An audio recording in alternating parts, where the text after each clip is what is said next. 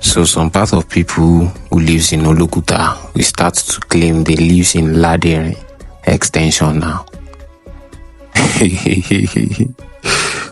That's crazy.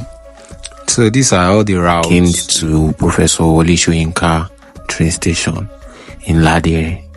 It will have just make more sense if this road is fully add down to Olokuta, Ewang, and Obasanjo Hilltop.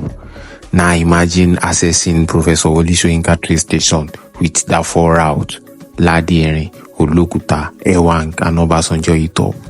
Well, watch out. This is where the people in. So on this road, we have a property up for grabs.